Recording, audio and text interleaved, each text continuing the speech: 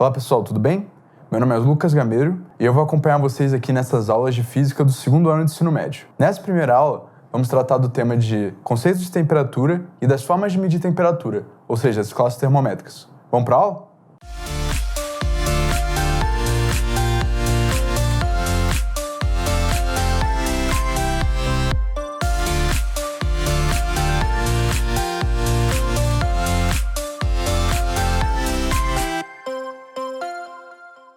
O que é temperatura? Como é que a gente pode mensurar a temperatura? Como a gente pode usar a temperatura para diferenciar o frio e o quente? Essas são perguntas que a gente vai responder nessa aula. Vamos começar com o que é temperatura, o conceito de temperatura. Pois bem, o conceito de temperatura seria a grandeza que caracteriza o estado térmico do objeto. Como assim? É uma grandeza que representa pra gente o quão frio e o quão quente um objeto pode estar, fazendo uso da vibração dos átomos. Ou seja, se os átomos do objeto vibram muito, é um objeto que está quente, ou seja, a temperatura dele, a grandeza dele é alta. E se é um objeto cujos átomos vibram pouco, é um objeto frio. Portanto, é um objeto com temperatura baixa. A grandeza, como a gente já sabe em física, ela pode ser tanto escalar como vetorial. No caso da temperatura, é uma grandeza escalar, ou seja, é puramente um número. Agora, como podemos medir a temperatura? Como é dado a unidade da temperatura? Afinal, distância tem a sua unidade, pode ser metros, quilômetros. Qual seria a unidade da temperatura?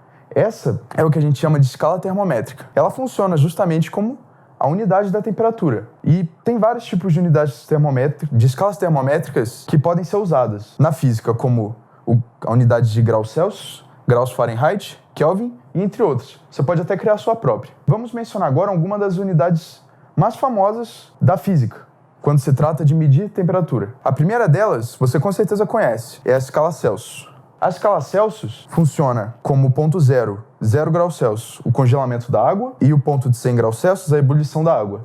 Esses são os pontos fixos da nossa escala termométrica, no caso Celsius. Ela é usada usualmente no Brasil e em grande parte do mundo. A água é o elemento com o qual usamos a temperatura no dia a dia, normalmente. Agora eu vou virar o quadro para a gente dar continuidade.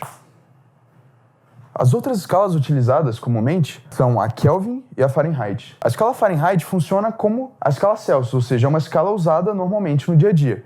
Porém, ela é mais usada nos Estados Unidos e já foi muito usada nas colônias britânicas. Ela tem como os pontos fixos 32 graus Fahrenheit como o congelamento da água e 212 graus Fahrenheit como a ebulição da água. Os números estranhos dessa escala de temperatura, o ponto fixo original menor para a escala Fahrenheit não era o congelamento da água, como 32, mas sim o ponto 0 graus Fahrenheit, que era a temperatura mais fria registrada na cidade de Copenhague, na época que a escala termométrica foi criada. E a outra escala, essa mais importante das três, é a escala Kelvin. Ela é a escala mais utilizada no meio científico, pois ela tem uma propriedade muito interessante, que ela é uma escala absoluta. Ou seja, ela é uma escala que não assume valores negativos. Portanto, a temperatura 0 na escala Kelvin é o ponto mais frio que um sistema pode atingir. Ou seja, é quando as moléculas, teoricamente, não vibrariam, ou seja, teriam a menor temperatura possível. Dessa forma, é uma escala que não assume valores negativos e é muito utilizada. Nessa escala, os pontos fixos para o congelamento da água e para a ebulição da água são 273 Kelvin